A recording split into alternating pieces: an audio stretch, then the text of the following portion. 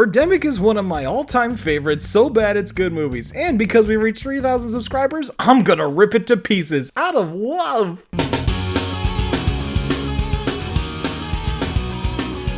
Hello everyone, my name is John and welcome back to Homeless Movies, where I like to give secondhand films a second chance to be appreciated. Birdemic Shock and Terror was released in 2010 and was written, directed, and produced by Vietnamese-American director James Nguyen, who originally set out to create his own version of Alfred Hitchcock's The Birds, and if it's one thing that we all learned from Manos: The Hands of Fate, it's that making a horror movie isn't all that hard, right?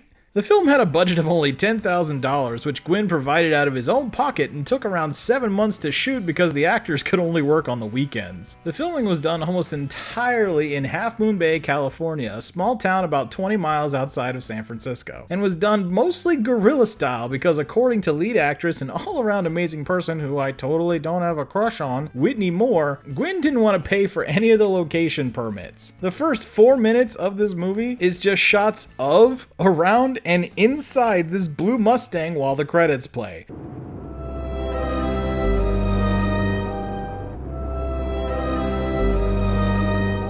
It's so long that the royalty-free music they're playing runs out, goes silent for 10 solid seconds, and then just starts all over again.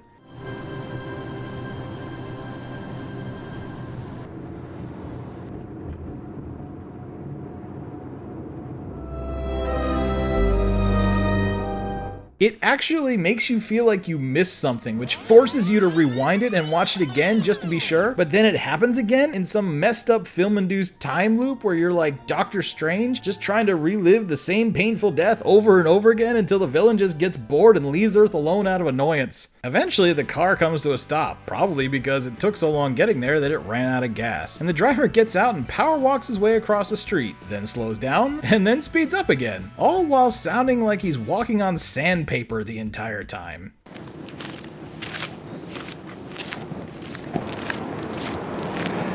And if you thought the shooting, editing, pacing, and sound effects were already really bad, just wait until you hear the dialogue. Hi! Hi! Here is a menu. Thank you. I'll be right back with you. I promise that there's nothing wrong with you. The voices are just so badly dubbed, it just kind of feels like you're having a stroke. Unless you actually are having a stroke, and if that's the case, stop watching my silly ass and go to the hospital, you stroke-having weenie. This is Rod, aptly named because he walks like he's got one up his ass and has the personality of rebar. It's at this point that he starts creeping on Natalie, who, despite not having said a single word, is already too good for this movie. Rod continues to stare at her for a while until she gets up to leave, and then he runs after her. It probably could have been seen as cute or romantic, except for the part where he slowly follows her down the street like a serial killer for way too long. And when he does finally get up the nerve to talk to her, the conversation goes somehow worse than you'd expect. I think I know you from somewhere. Really? Yeah, did you go to San Mateo High School? Yeah, how'd you know that? I went there too. So are you from here? Not really. My mother lives up here, but I'm from San Francisco. I remember you now. You were in my English class. You remember that far? Yeah. So, what do you do? How does that train of thought even work? We went to high school together. Are you from this area that is different than the high school I just mentioned? I remember you from high school now. Can I have your life story, woman I still haven't actually introduced myself to yet? I'm a fashion model. And a beautiful one too.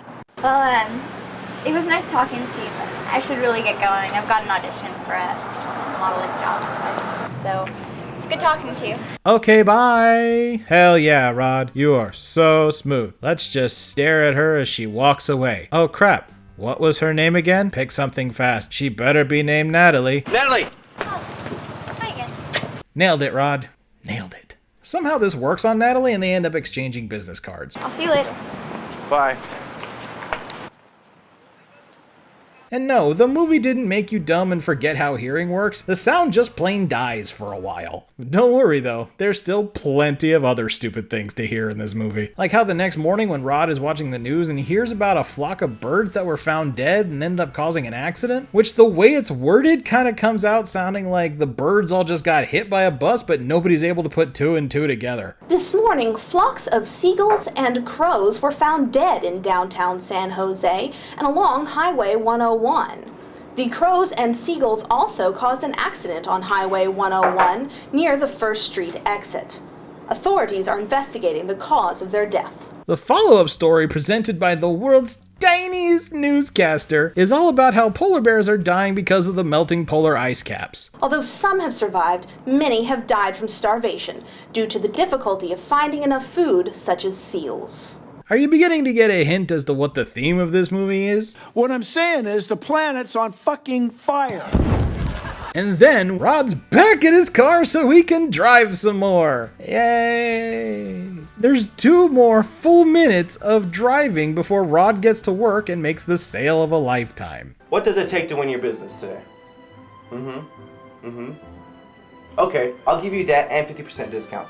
Can we close the deal today? Can I place your order today? Great, thanks. We appreciate your business. Woohoo! Hey, what's with all the noise? Caught the big fish. Yeah? How big was the sale? $1 million. Wait. What? You made a sale of $1 million, which included a 50% discount? Which means you just lost the company $1 million? Woohoo! I once got fired from a local movie theater because I couldn't get somebody to cover a couple of my shifts. I also once got fired from a warehouse because it was really dusty and I got into a sneezing fit. Not only does Rod not get fired, he gets a high five. Awesome, man. Biggest sale of my career. I'm beginning to think that because this movie didn't have any money that it doesn't really understand how any of it works. Or how anything else works for that matter, because the very next scene we move to a 1-hour photo studio for Natalie's great fashion modeling gig. Totally not sketch at all. She gets a phone call from her agent that she's going to be Victoria's Secret's next cover girl. And it sounds so stupid that even her agent seems like she can't believe it's happening. Victoria's Secret wants you to become their cover girl model. You're kidding. No, it's the real deal. Yeah, of course I'll do it. Thanks for getting me the gig. You are welcome. You worked very hard, so here's your chance to impress them. Am I wrong in thinking that you need to impress them before being put on the cover of their catalog? Am I doing that wrong? Maybe that's why my modeling gigs haven't taken off. Anyway, enough of that nonsense. It's been 3 whole minutes since we got to see Rod in his car and Daddy needs his fix. That hurt. I should not have done that. He calls up Natalie to ask her out and finally gives us his name 14 minutes into the movie. Hello? Natalie? Who is this? It's Rod. I do really love how Natalie treats the beginning of every interaction she's had with Rod so far with just a hint of fear. Excuse me, miss. Natalie? Who is this? Like, this guy is just so forgettable that every time he tries to talk to people, it's a surprise to them. Hey. Who the fuck are you? I'm your brother, Rod. Oh yeah, I totally forgot I had one of those. I thought you were just another houseplant. I've been here for 6 months. Wow, really? Oh, no wonder all my peanut butter kept going missing. Who did you think was eating it? I just thought it was ghosts. You thirsty, Mr. Plant? I'm not a plant. Oh, that's okay, Mr. Plant. Here you go. So Rod asks Natalie to dinner, and I'd be lying if I said that the editing didn't piss me off just a little bit. Throughout this whole conversation, they cut each other off, James Gwynn throws in a random dissolve transition for no reason, and Rod just sounds like a Martian who just learned what English was for the first time. I closed a big job offer today with Victoria's Secret. Wow, congratulations. I think you'll look great in those lingerie. Ooh. I seem to remember hearing that James Gwynn is very particular about how his actors say certain things, and forces them to say lines not just in the way that they're written, but the way that he would say them. And if this doesn't make it any more obvious, English is not his first language. During a very lame 1v1 PvP battleground, I don't know sports, We learn that they're dealing with a heat wave in the winter. Whew, heat's killing me. I know, man. What's with this weather? A heat wave in winter? And I have to kind of remember that outside of where I'm from in Florida, that's not a normal thing. So back at Rod's house, we learn that California is still on fire. And in other news, Getty Images appears to be sponsoring an all-electric Grand Prix. All cars for this racing event will be powered with hybrid or electric technologies, and the drivers will be Hollywood celebrities. Such as Seal. You know, for something that's trying to be very pro-polar bear, this is a very seal-centric news network. Cut to Rod and Natalie's first date at the combination Vietnamese-Chinese-Thai restaurant, where we get to finally learn a little bit more about our protagonists. So why did you decide to go into sales? I like sales. It fits my personality. I'm applying to be an automatic checkout counter next week. Software development was boring for me, and I felt that I was more of a sales and marketing type. So I switched to a high-tech sales career. That's interesting. No, it's not. Some of my friends say that my BSRE stands for bullshit. It does. The conversation goes on for a while, and for the most part, it's fine. Until a big-ass red flag pops up and Rod demands Natalie's wallet because he's already jealous of her cat. Come on, let me see it. Come on, let me see it. All right, meet Alex. You're right, he is cute. And if that thing starts talking like Eric Roberts, I'm shutting this thing off and going to bed. While walking across a bridge on their date, they see some parrots in a cherry blossom tree, and they are beautiful. Well, beautiful by this channel standards anyway. So if you haven't guessed, these GIFs of birds just copy and pasted on top of the movie is where the extent of the movie's special effects budget went. And they can only really afford to do it for a few seconds, so they cut to this really weird scene of Natalie's best friend Mai having not sex with Rod's best friend Rick in front of a giant sign advertising Yoko Ono's website. Hello? Hey, Mike. Yeah? It's Natalie. Oh, hi. What are you doing? What does it sound like I'm doing? Pretending to have sex while listening to a karaoke knockoff of John Lennon's Imagine? Yeah, how did you know? Well, it's Wednesday, duh. Natalie asks Mai if she and Rick want to go on a double date with Rod, because they still haven't quite figured out that when it comes to charisma, even when you multiply 0 by 2, you still get 0. In the next scene, the company that Rod and Rick work for, remember the one that's so good at making deals? Gets sold for $1 billion. You guys have worked hard and you've all earned your stock option. Congratulations.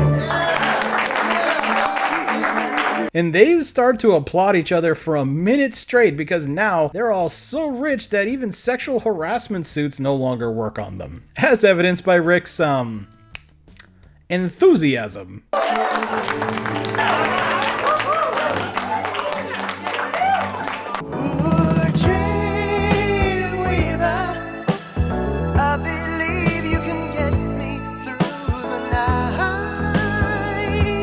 While discussing afterwards what they should do with their newfound wealth, Rick suggests that they get matching Ferraris so Rod can impress Natalie some more. Chicks love cars. If you want to get into their pants, you better have a nice, hot Ferrari. She's my hot Ferrari. She's my hot Ferrari.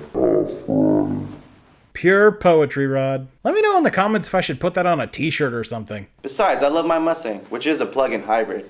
It gets 100 mpg. You know, I've seen every episode and every movie of Star Trek and Star Wars, and that is the most made-up sci-fi horseshit I've ever heard. Luckily for us, the movie has enough mercy to skip to the end of the double date. So tell me, movie, how did it go? Man, that was a good movie, An Inconvenient Truth. That is it. I'm getting myself a car that's environmentally friendly. Wait a second. I thought this movie was taking place in the winter time. What's with this weather? A heat wave in winter? But 5 seconds of research says that An Inconvenient Truth came out in the summer of 2006. So either this movie is just wildly inconsistent, or the characters are total idiots who don't understand how time works. Or both. Yeah, I'm gonna go with both. Especially because, like, one of the next scenes is a pumpkin festival in the middle of October. Have we been watching this movie for almost an entire year? I mean, all that driving makes it sure feel like it sometimes, but damn. We get some pumpkins, some beach, and some badly rendered birds with 4 wings because, shockingly, this movie can't even get its crappy birds right. Stop, don't touch it. It may be infectious. After poking this poor deformed bastard, Natalie and Rod decide, you know what? Let's go dancing. And if this song that plays during this dance does not get stuck in your head, I'm sorry, you're dead inside because it's awesome.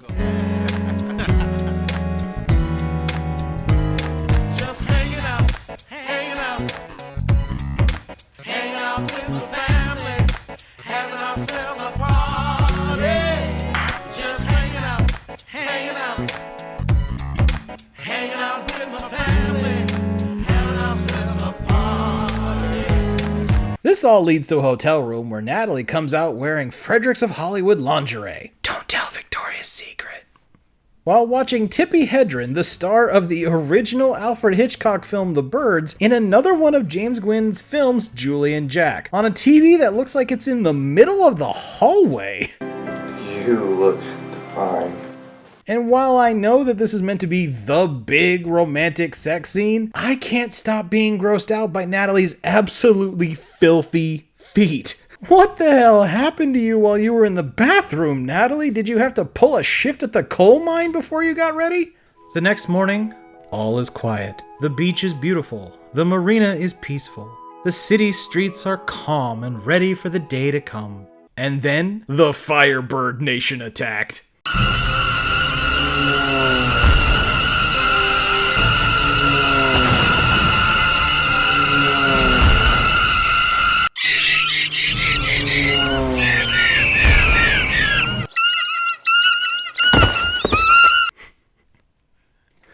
I'm not proud of that joke. I'm lying. Yes, I am. Yes, exactly halfway through the film, everything goes from 0 to 1 billion as the birdpocalypse begins to rain down from the sky when eagles start dive bombing and literally exploding on contact with this small town. No one else in the world seems to give a crap about what's actually happening, but just look at these majestic beasts. Rod and Natalie eventually wake up to screeching, no phones, and no power. Battery's dead. They barricade themselves in the room, and eventually the birds just get kind of bored and fly away. I think they're gone. Do you know why they stopped?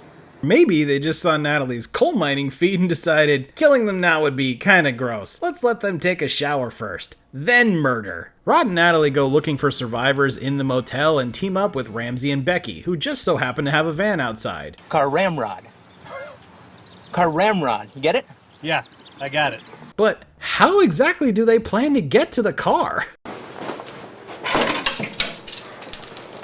Use these two. Wire hangers? But that's the exploding eagle's one weakness. Man, how lucky are they? Here they come.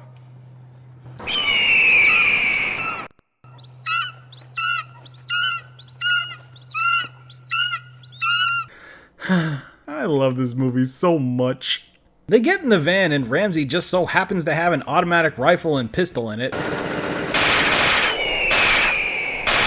I'm assuming that's because he bought Daddy Derek's Gun Self-Defense Against Exploding Birds for ladies and for men too.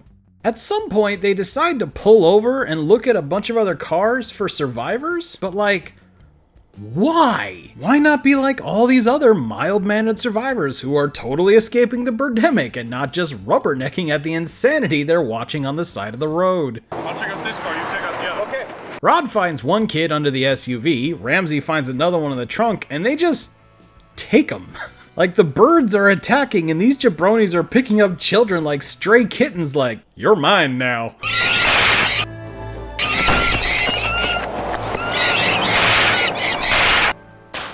And thus begins the road trip portion of the movie, in case we haven't had enough driving. They find a gas station where the attendants had his eyes gouged out by the birds, raid it, and then decide to have a fucking picnic by the beach. Birds in the sky are literally dive bombing and killing everyone and exploding the world, and these dinguses decide to have a picnic out in the open. And then, not only that, they go on a hike and make some friends? Hey, mister. What the hell are you doing out here? Hey, stand back. These birds are contagious. Now, go away. Can we just talk about it at the picnic area? You want to talk? Okay, all right. We'll talk. Maybe they could go down and make friends with the people down here on the beach. And maybe they'll even go and make friends with some of the birds in the background of the shot. This brain melting my movie is. It turns out that this guy that they made friends with is an ornithology professor, or bird doctor for short, who explains that the reason the birds are so pissed are, any guesses? Say it with me now, global warming. Global warming is causing these birds to attack? I'm not worried about those black birds. They're not the dangerous animal. It's the human species that's a dangerous, menacing, and terrifying animal. And if that wasn't enough political commentary, we also get some of this. Pretty good at shooting. Pretty good at shooting. How come you're still on the Marines? Got tired of all the fucking killing in Iraq. And also this.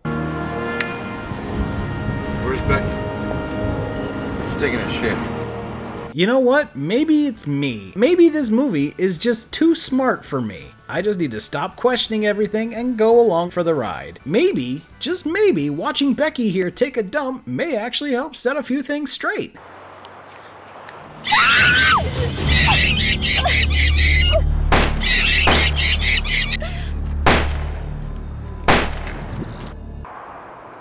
Oh, hey, look at that. I was right. Logic did come back to the movie with a vengeance. Oh my god, she's dead. Alas, dear Becky, we knew you... kind of? I couldn't do anything, she's dead! What do you mean she's dead? Understandably upset and suddenly in the need to save someone, The Eagles killed Becky. Ramsey decides to try and force a bunch of people that have been trapped by the birds on this double-decker tour bus to escape. Let's go save them. We can't. We have no room. It's full in here. They killed Becky. What if it was Natalie? And this scene is fucking infuriating for a couple of reasons. Starting with the fact that everyone on board who is screaming for help fights Ramsey every step of the way because while they do want to be saved, they don't want to actually put any effort in doing it themselves. Come on, let's go. No! Come on. No! Let's go. No! Come on. No! And then when Ramsey does manage to drag them all outside, that's when this happens.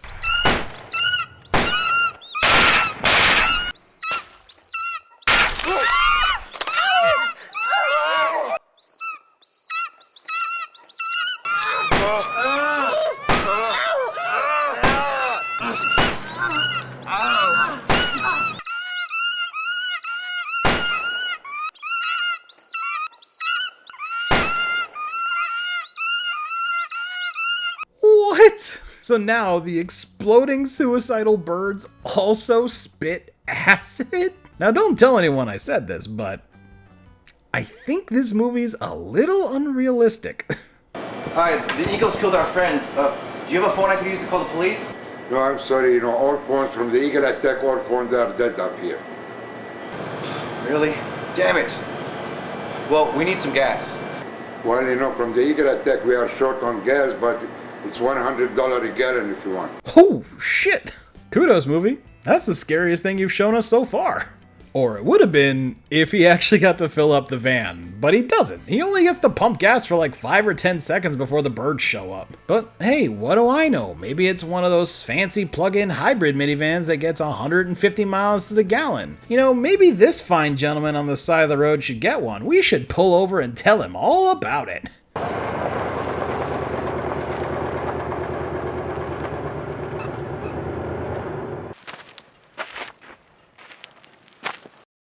Howdy. Hi. Can you sell me some gas for my truck? We only have a few gallons and we need them. You're gonna sell me some gas now. Oh, take it easy, take it easy. I got an extra tank in the back. Oh, darn it, not again. It's okay, Rod, don't worry. Luckily for you, you've got plot armor and the birds hate cowboy hats.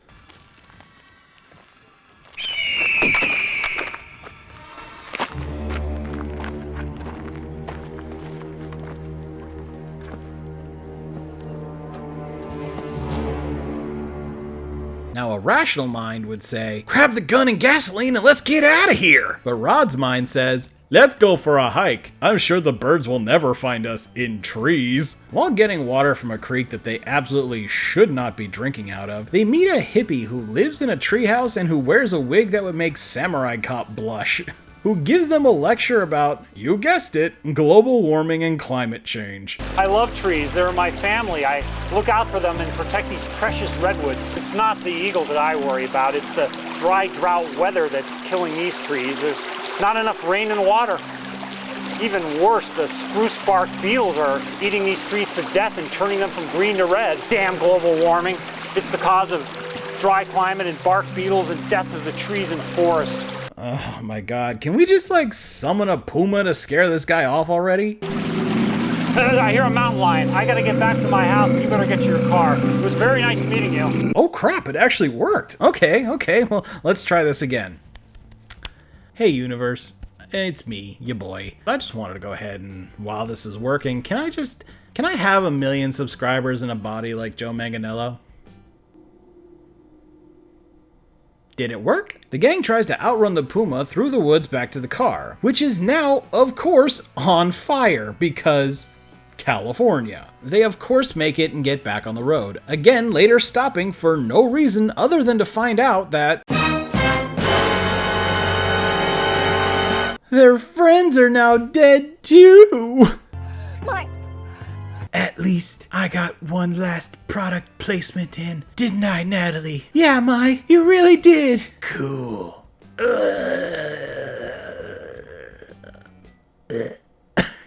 Man, it has been really tough going for Rod and Natalie. And just like the old saying, when the going gets tough, the tough get hungry and stupid. Because Rod decides that this, after everything that has happened, is the perfect moment to go fishing. On the beach. In the open. You got a fish. Looks good.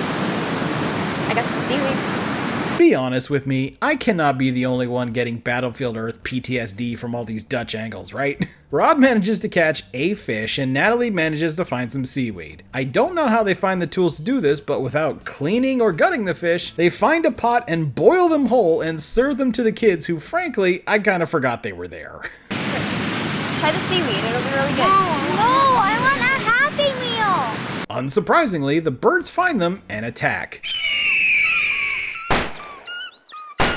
But when the last one dives headfirst into the windshield, I guess that's like the last straw?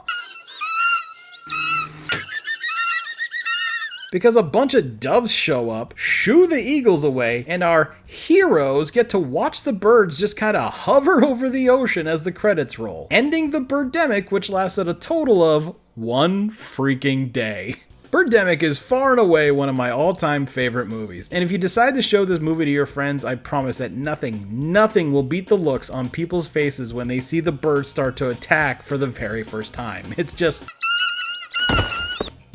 priceless. Click the like button and tell the algorithm this video is awesome. It really helps me out. Thank you to all my patrons and members, and thank you for helping us reach 3,000 subscribers. I will see you all in the next episode where we're going to talk about the sequel, Birdemic 2. Thank you all so much for watching, and just remember, be cool to each other.